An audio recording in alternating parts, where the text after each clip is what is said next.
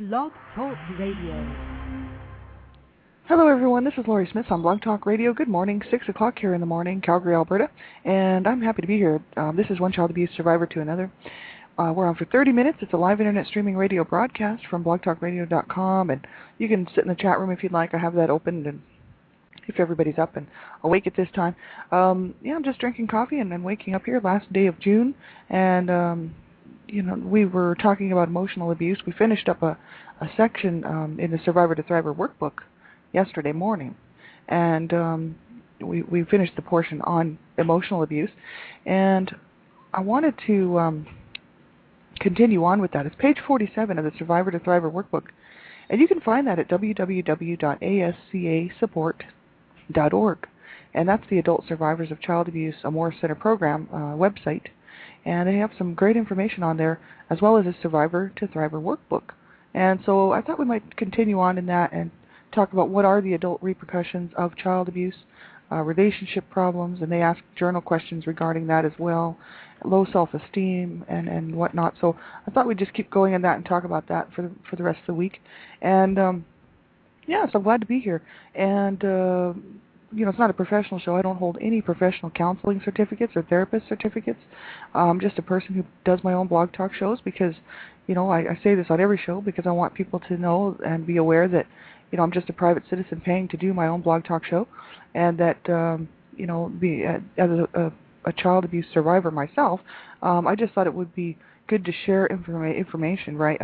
So that's why I started doing these shows, just to get the information out to people that they're not alone, and that the issues surrounding child abuse really aren't talked about enough. There are people out there talking about it, but it's just not mainstream. You won't see that on TV, and you won't see it in the papers. The only thing that you'll see on TV and in the newspapers are tragically and sadly the headlines of child abuse victims, and generally, they've either lost their lives at the hands of their parents or caregivers, and or they're in the hospital due to abuse-related injuries. So that's why I wanted to do these shows and just start talking about child abuse and how we're, especially for adult survivors, that you're not alone. So to do this show to let people know that, they're not alone, and that there is help available, and that you can get help, and you can, just keep looking for what works for you, right? That's the whole issue. And also to just say that we need to stop child abuse, right? So I decided to start my own blog talk radio shows. And so, you have to listen at your own discretion.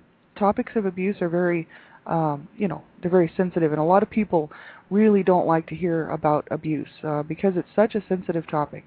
And, survivors find it uncomfortable because it reminds them of the abuse that they went through.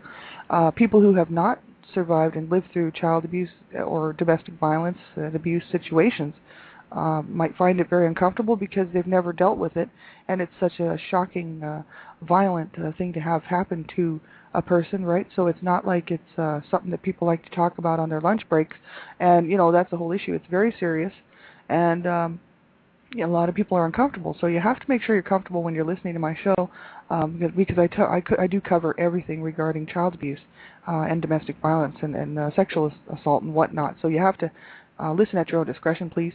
And also, under the age of 18, young children especially, I hope that you will have someone okay it that you can listen to my shows, and I hope that you're, using some good, some good safety mechanisms when you're working online. Young children are vulnerable to being, approached by child sexual predators and pedophiles that are online.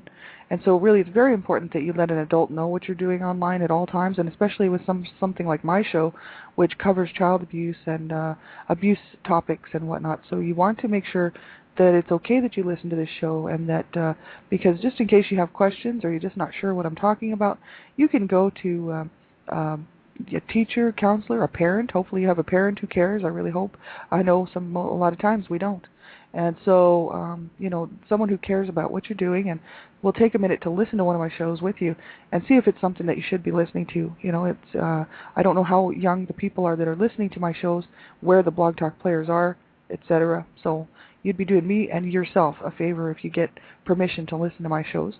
And so, we'll get right into this article. We have about 25 minutes left, and this Survivor to Thriver workbook is awesome. I really like it. I've been through it just looking through it a couple times, reading through it. I did a whole section of and series of shows back in the winter or early spring on the Survivor to Thriver workbook, just going through it. But you have to go back through all my archives, and there's quite a few. It's kind of hard to find. I didn't label them all separately, pretty much because when I started doing these shows, I wasn't sure how many I would do, and so I didn't put actual content on the actual shows, which I need to go back and do so that when people are looking through the archives, they can find the shows. But unfortunately, it's going to take me a while to do that because there's I don't know, over 200 shows there, so it'll take a while. But I thought we'd just continue looking at it because the Survivor to Thriver workbook really is for anyone who's survived child abuse and is kind of looking for more information on how to learn how to cope. It's a great workbook. I really want to actually do the work in it myself. At some point, I wanted to do that this summer, and it depends on how much time I have.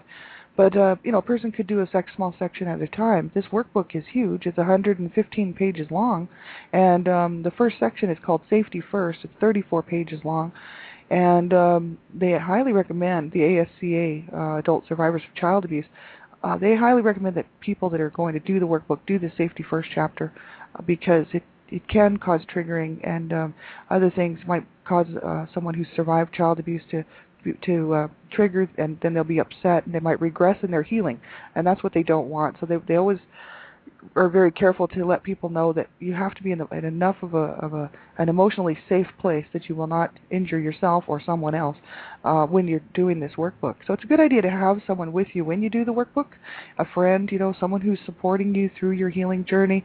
If you have someone, which would be great. I know a lot of times we don't. Or if you have, a therapist or counselor, you could kind of see if they would work through the workbook with you, just so that you're not on your own, and see how it goes. And then, later on, if you find that you are comfortable with it, then then you can go ahead and do that on your own. I was okay to do it on my own, and to look through the material and allow the memories and stuff to come back, so that's all right. But some people might not be in the same place, and so as far as their healing journey goes, so it's very important that you do know where you're at in your healing journey when you start this workbook, right? So we're looking at page 47 of the Survivor to Thriver workbook, and that's www.ascasupport.org. And it's the next section is called "What are the adult repercussions of child abuse?" And I'll just read right from the page. It says, if survivors of child abuse share many common experiences as children, it should be no surprise that they also share many of the long-term effects of child abuse. These problems often have a pervasive impact on all areas of a survivor's life.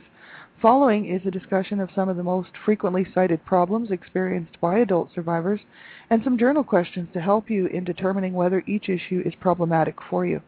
Not everyone shares all the different types of symptoms, nor do all survivors experience the same degree or of intensity of the problems. They said here, you will have to determine which of the following problems are primary and which are secondary in your life, and recognize what seems to apply to you, make note of it, and leave the rest. Use the journal questions as a framework, and remember that the fact that you experience any or all of these problems does not prove that you were abused as a child or that the abuse you suffered is the cause of your current problems. That's what they've written here. They said here, these self-perceptions and problems can stem from a variety of other sources, both internal and external. I've seen that on quite a few websites regarding adult survivor issues, that just we might, because we have a few, some or all of the symptoms that they actually list there, does not necessarily mean we survived child abuse. And I think there's a reason why they put that in there, and I haven't done enough studies on psychologically to see, just exactly why, but it could be that people actually take on what they read. So if someone is having a lot of, emotional problems, right, they might read something and then think, oh, that happened to me because it's a suggestion. And so it's not proof that we were abused if we experience all of these or some of these. But we all know, those who were abused know. You know what I mean? We know, you can't help but know if you were abused as a child. And so, you would know whether they really do pertain to you or not. So relationship problems is the next portion. So we're going to look at that. Adult survivors often have a difficult time initiating, maintaining, and enjoying relationships.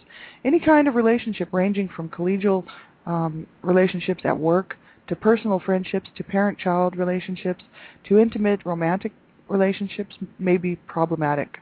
Relationships for survivors may reflect the all or nothing syndrome, either too few or too many relationships that seem to come and go like people through a revolving door. In some relationships, the survivor may assume a particular role and proceed to play out a replication of the past abuse. Given that child abuse most often occurs in the context of family relationships, the possibility of your repeating old patterns in personal adult relationships should not be underestimated. And that's true. I mean, I took on my mother's behavior especially, and didn't realize it. When I was in a relationship here, when I met my sweetheart, who was still with me today, when we were first together, I had no idea I was actually replicating my mother's behavior. I wouldn't have thought that I was doing that at all, but actually it was true, and I was behaving just as I was taught to behave by my mother, right? And so, I didn't realize it had actually that my behavior was, just a replication of her behavior. And so this can happen, right? And we might not even realize it. We might not even recognize it. So that's the thing. Relationships can be difficult because they call upon personal characteristics and emotional capabilities that are often new to adult survivors, such as trust, assertiveness, intimacy, self-confidence, good communication skills, the ability to give and receive affection, self-awareness and empathy for others, and acceptance of one's own feelings and needs. Many adult survivors find their personal relationships characterized by fighting, feeling misunderstood, projecting blame on each other, and feeling overwhelmed by powerful moods. And frequently, adult survivors anticipate rejection or non-acceptance and protect themselves by withdrawing or by becoming overly aggressive. And these behaviors and others are probably ones you adopted as a child to help defend yourself against the abuse, but they may not be productive or healthy in adult relationships. And that's true, a lot of times it's like I would push people away just because, first of all, that's how I learned to behave, because that's what's happening to me at home. My mom would push me away. So I kind of would do that, and I also in relationships used to tend to push the other person away, as if to say, I'll be the first one to push you away because I'm not going to get hurt. And so, who loses out in that situation? It's sort of both, right? And so that's the thing. It's very, very hard. And, it's the whole idea of trust and building that trust and building that self-confidence, right? And learning how to, how to communicate, right? If there was no good, clear communication skills in the home, right, which quite often, in children that are abused are not seeing good communication skills, right? That's the whole issue. We just learn by example. And so what you're taught, that tends to be what you take into your adult life. And I know I was doing that too, and I still probably do some of it, and that's why I wouldn't mind talking to a therapist or counselor down the road somewhere, and seeing if I'm actually self-sabotaging, because there might be things that I'm doing that I don't recognize and wouldn't even realize I'm doing, because they're so second nature to me, that could be sort of self-sabotaging, whether it's in work relationships or, some things I recognize and I can deal with it and try to learn to overcome it. But some things I think, wow, maybe I don't even realize what I'm doing. And it's just so embedded in there that I wouldn't even recognize it. So it would be good to have someone to see another set of eyes, to be able to say, yeah, that looks like self-sabotaging to me, and there are ways you can handle that, right? And I'd be probably pretty surprised to see that I was actually doing something like that. So quite interesting. After years of not feeling their feelings or expressing them to others, many survivors feel limited in their daily dialogue with a loved one. Making changes in your relationships begins with developing awareness about which modes of communication work and which don't. Discuss with your partner when and how best to talk to each other. And then they have these journal questions here, and this is about relationships, Do you find it hard to maintain close, trusting relationships? That's one of the questions. And also, do you have a habit of choosing relationships that don't work? And because that's, sort of the whole idea of self-sabotaging, picking people that, somewhere in the back of our minds we know that this relationship is not going to work because of their personality, or maybe it's their behavioral issues, right? But because it's similar to the abuser or similar to the person, to our family members or whoever abused us, we almost feel comfortable in that. Maybe I know I've heard that from other people, other survivors. that can happen, right? We can almost pick our abusers, and that's why a lot of people are re-victimized. A lot of survivors of child abuse end up being re-victimized, because they don't know how to set boundaries or even what they're looking for in a relationship, and so they end up in the same mess or worse, whether in a domestic violence and abuse situation, right? And so that's why it's so important that we don't repeat those things, and become very aware of what our needs are, and what's going to be good for us in our lives, right? And not allow people to mistreat us again as adults, right? Because I think that's just sad. When I see that kind of thing happening, I mean, it's very frustrating, because to me, you suffered enough as a child. We've suffered enough as children. And so why should we continue to be, subjected to more abuse as an adult, right? That just bothers me to no end, because it does happen. Re-victimization is a huge issue for survivors. And, I actually saw some good information out there on some websites regarding re-victimization. It's a good idea. We might take a look at that again. It's such a huge issue for people. And, like my mom, she did that. She was abused as a child, and then got into this marriage that she was miserable in, and so she was re-victimized, So she spent her whole entire life around abusive people, and then of course was so angry and so damaged by it that she did what she did to her children. So that's the whole issue. Absolutely horrible. So we have to make sure we have good people in our lives. You know what I mean? I decided that I'd just rather be by myself than have people who were going to treat me not the right way in my life, whether it's friends, coworkers. I'm very careful about who I let into my life personally, because I can't deal with any more abuse. I just refuse. I don't condone it. I absolutely refuse to take any more. And I had to put my foot down and say no. I deserve to be treated properly, with respect. I'll treat everyone else with respect, and so I actually demand that from people. And by doing so, it makes it a little bit hard for people to try to do, to abuse me, because in any way, whether it's a coworker or anyone who might try to emotionally or psychologically or get at me, right? I just don't allow it. And even for in intimate relationships and partnerships, right? We have to make sure that we do not allow ourselves to be abused by a partner. It's not right. And as suffering as a child, growing up abused, we deserve to have a good life and be around, hanging around people who love us and care about us and really want the best for us, just like we would want for them, and who are going to support us and be there on a very worst day, right? And be there on, that's when you have someone who really cares about you. Lots of people will hang around when you're feeling good, but the minute you have a sort of a bad period of time in your life when you're feeling down and it's having a hard time coping, you find out who your true friends are, because if you see how many will scatter, and there'll only be a few remaining that are there for you on your very worst day, and those are your real true friends. So I have had that happen to me lots, and I could see very clearly who my real friends were. And at one period, a point in my life, I didn't have any friends, because I shut people out of my life and just really closed down relationships, and I was just so tired of people and their garbage, and I thought, no, I'll just rather be by myself than deal with people who are not going to support me. And that's how I feel, because I know there's good people out there. I just have to run into them, and I have run into a lot of extremely good people who do care, and it's really only because I started reaching out. Had I not started reaching out to people, I think that wouldn't have happened.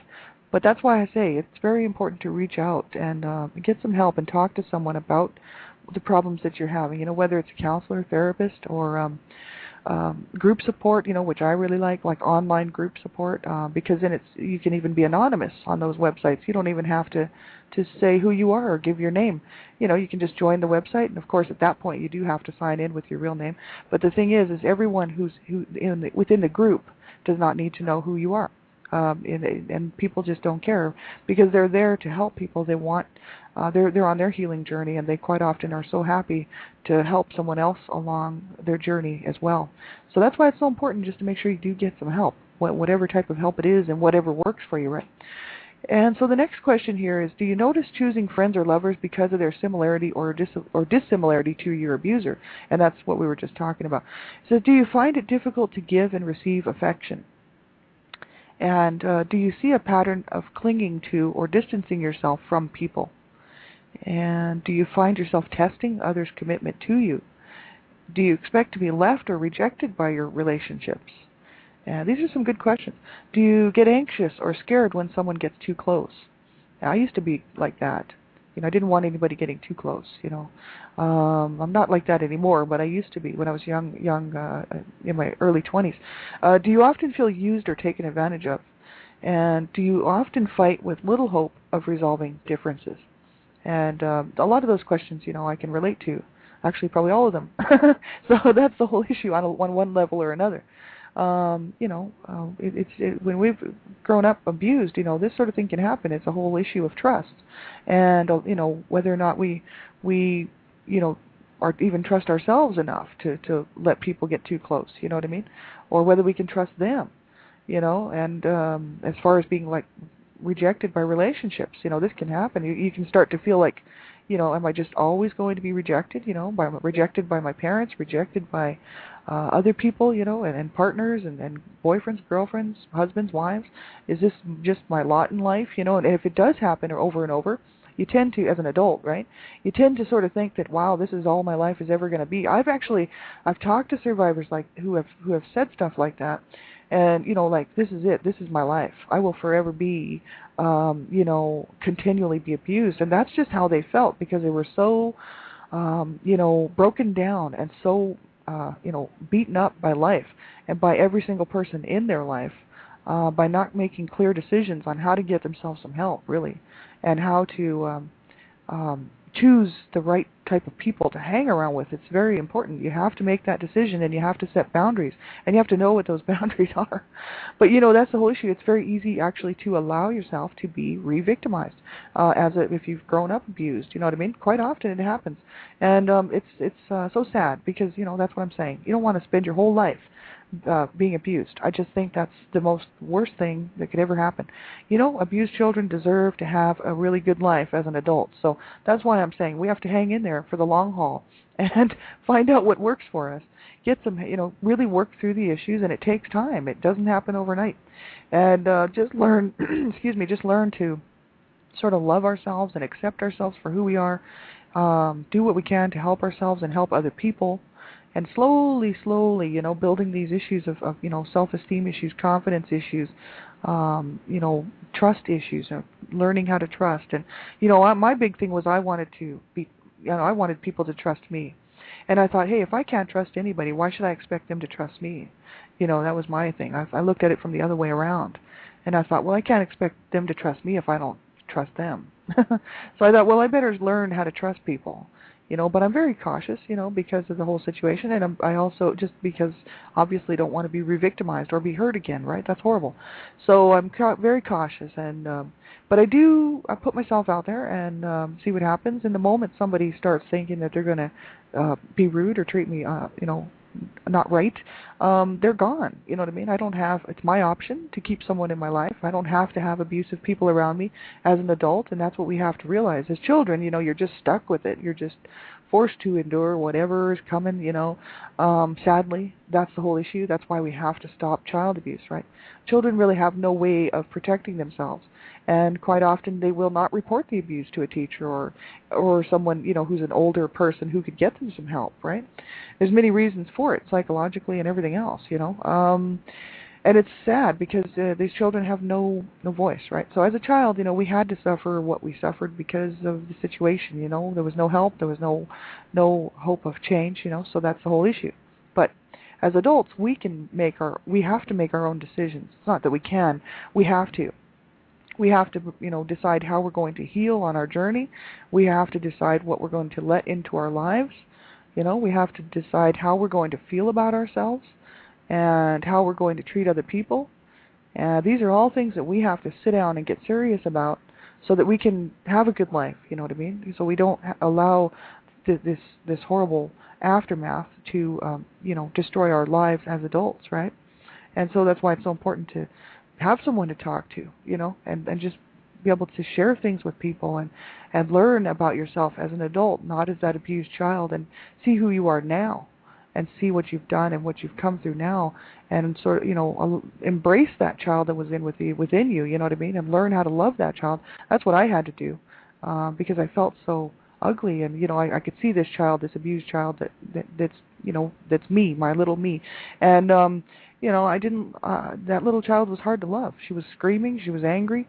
I had to kind of learn how to embrace that part of me, and learn how to love myself, for who I am, and so it takes time. It takes time to develop a good sense of of who you are and who we are, right?